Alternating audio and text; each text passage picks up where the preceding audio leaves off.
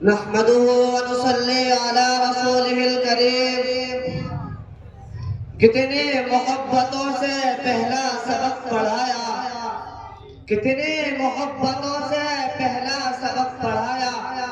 میں کچھ نہ جانتا تھا، سب کچھ مجھے سکھایا. پہنچا دیا فلک تک استاد نے یہاں سے، واقف نہ تھا ذرا بھی اتنے بڑے جہاں سے.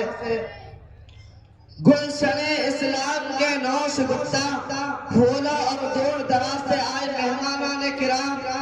آج جب میں نے استاد کی عظمت پر لکھنے کے لیے قلم تھاما تو اس بات کا احساس ہوا کہ ایسے ہستے جس کی وجہ سے آپ یہ قلم پکڑنے اور لکھنے کے قابل ہوئے، جس کی وجہ سے آپ جہالت کے اندھیروں سے نکل کر روشنی کے مینار کو چھونے کے قابل ہوئے، جس استاد نے آپ کو زمین سے اٹھا کر آسمان پر بٹھایا، آپ کو معاشرے میں رہنے سہنے کے لیے وردیہ کے ہر چیز کا آداب سکھائے ہو، آپ کو معاشرے میں ایک باعزت مقام ٹھہرایا ہو. وہ استاد جو آپ کے تعلیم و تربیت کا ضامن ہوتے ہیں، جو آپ کو علم و فنون سے آراستہ و پیراستہ کرتے ہیں، آپ کو ملک اور قوم کی ذمہ داریوں سے عہدہ برا ہونا سکھاتے ہیں، آپ کو ایک اچھا انسان باعزت شہری بناتے ہیں. بھلا اس قابل تعظیم شخصیت کے بارے میں لکھنا آسان کیسے ہو سکتا ہے؟ برستے ہیں یہ ساون کی طرح زمینوں پر، برستے ہیں یہ ساون کی طرح زمینوں پر، انہی کی گود سے سب نامور ایجاد ہوتے ہیں. شمع رسالت کے پروانوں استاد بنیاد کی وہ اینٹ ہے جو پوری عمارت کا بوجھ اٹھاتی ہے مگر کسی کو نظر نہیں آتی. معاشرے کا وہ نمک ہے جو تھوڑی مقدار میں ہونے کے باوجود ذائقہ بدلنے کی صلاحیت رکھتا ہے. استاد وہ شمع ہے جو خود چل کر دوسروں کو روشنی دیتا ہے. استاد وہ ماں ہے جو سراسر خلوص و محبت ہے. استاد بادشاہ و ذات کا سفر کرنے میں رہنمائی کرنے والا اور علم و دانش کا رکھوالا ہے. ہمارے درسگاہ میں جو استاد ہوتے ہیں، ہمارے درسگاہ میں جو استاد ہوتے ہیں، حقیقت میں یہی تو قوم کی بنیاد ہوتے ہیں. میرے دوستوں اور غیور مسلمانوں، استاد تو وہ ہستی ہے جو ہمیں اندھیروں سے نکال کر روشنی کی راہ دکھاتا ہے. استاد تو وہ ہے جو ہمیں دنیا میں جینا رہنا سکھاتا ہے. استاد تو وہ ہستی ہے جو لوہے کو دبا کر کندر بناتا ہے، پتھر کو تراش کر ہیرا بناتا ہے، بنجر زمین کو سینچ کر قابل کاشت بناتا ہے. جہاں صدر وقار جس طرح پھولوں کو چمن کی ضرورت ہوتی ہے، چاند کو دمک کی ضرورت ہوتی ہے، سورج کو چمک کی ضرورت ہوتی ہے، اسی طرح معاشرے کو استاد کی ضرورت ہوتی ہے. خزاں کے موسم میں بھی بہار دیتے ہیں، خزاں کے موسم میں بھی بہار دیتے ہیں. استاد ہماری اچھی تربیت کر کے نکھار دیتے ہیں.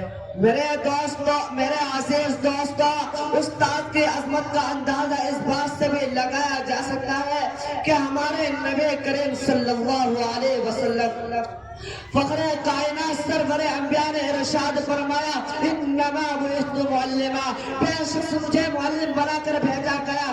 امام غزالی استاد کے بارے میں ارشاد فرماتے ہیں کہ میرا حقیقی باپ تو مجھے آسمان سے زمین پر لایا، مگر استاد جو میرا روحانی باپ ہے اس نے مجھے زمین سے اٹھا کر آسمان پر بٹھایا. محترم بزرگوں اور میرے دوستوں، استاد ہونا کوئی آسان کام نہیں. تھکے بغیر، رکے بغیر، نہ امید ہوئے بغیر، تنقید کے پرواہ کے بغیر، صلح کی تمنا کے بغیر، ہر موسم میں، ہر حالت میں چہرے پر مسکان، دل میں محبت، لب پر دعا اور ہاتھ میں علم کا پرچم لے کر مسلسل چلتے رہنا کا نام استاد ہے. امیر المؤمنین حضرت عمر فاروق رضی اللہ عنہ سے کسی نے پوچھا، اتنے بڑے اسلامی مملکت کے خلیفہ ہونے کے باوجود کیا دل میں کوئی حسرت باقی ہے؟ آپ نے فرمایا، کاش میں معلم ہوتا. میرے دوستوں، استاد سے محبت نہ ہو تو علم حاصل نہیں ہو سکتا. استاد کا ادب کامیابی کی پہلی سیڑھی ہے.